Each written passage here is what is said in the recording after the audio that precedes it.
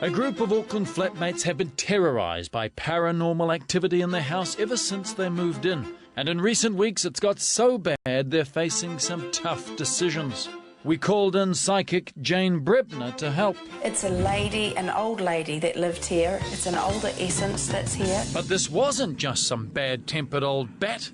This appeared to be someone who'd watched a succession of people go through her house in the 20-odd years since her death, and she wasn't going to let anyone else take over her space without a fight. So to prevent things getting even worse, Jane sat the flatmates down and gave them some advice. An entity will hang around if they think that if they're connected to the past, they remember the past being here, so she will stay here because it's familiar to her. It's a matter of simple respect. If you ask her to leave, always acknowledge you know that they're there. So you would say, hey, I know that you're here and thanks for coming. However, you do make us feel uncomfortable and we'd like you to move on, please. It can be as simple as that. Armed with that knowledge, they added some of their own touches. After all, this was a great flat, and ultimately, they didn't want to leave. So Courtney learned how to read a recipe. Brendan bought a toaster. And Dan and Steve brought a few Nana touches to the place. Surely all their hard work would send Nana on her journey to the other side. But her reaction was swift and scary.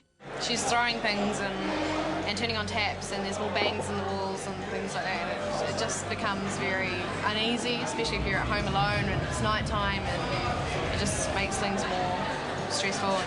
It's quite scary, like, just being home by yourself, eh?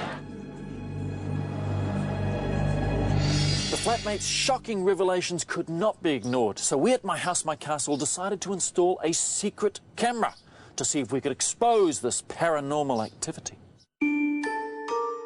From our elaborate scientific base, we wanted to see if Jane's analysis was true. Was it the spirit of a feisty, vivacious woman who resented her son selling the house and who'd plagued the previous and current residents with her bad behaviour? Would she give us a sign? Not all of them are negative. Some of them just like being around, and especially if you've got a family, they love to watch the children or see the interaction with the family, and they like being a part of the family without interfering with it. And many people that I speak to have said to me, well, actually, we quite like them. They do funny things. They play tricks on us. They'll remove a picture off a wall and then they'll put it back. And we just have a giggle. Or different things can happen in the house where we know it's somebody there, but we don't mind. Well, it looks like any other domestic scene from here, but the flatmates are adamant someone's interfering in their lives. And it does seem that everything we've discovered about our feisty widow stacks up with their experience.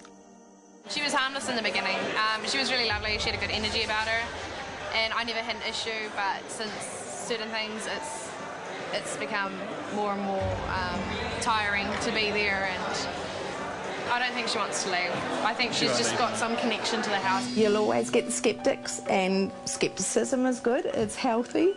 There are some things, though, that cannot be explained, and I guess in the end they're either going to believe you or not, especially with the things that cannot be explained in everyday life. So I would say to people, keep an open mind. To say, no, there's nothing and you're loopy is too easy.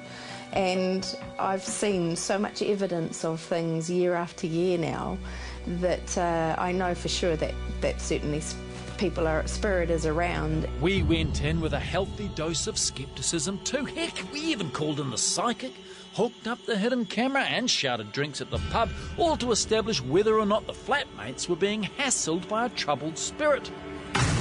So moving the spirit on hadn't worked, and the flatmates were running out of options and patience. And I'm almost ready to just move back to my parents. It seems like the easiest option. I'm thinking of going overseas anyway, so maybe now's a good time. The rest of the guys are going to go. It's not going to leave me much choice.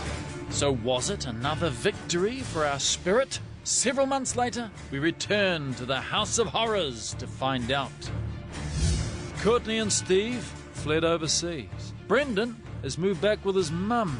Dan is working long hours in an unidentified location to pay off his student loan. They've all been deeply affected by their experience. None of them will ever return to the house, which is currently empty, except for the troubled spirit who continues to haunt it. And we can only assume that the dark forces that drove them out now await some new victims.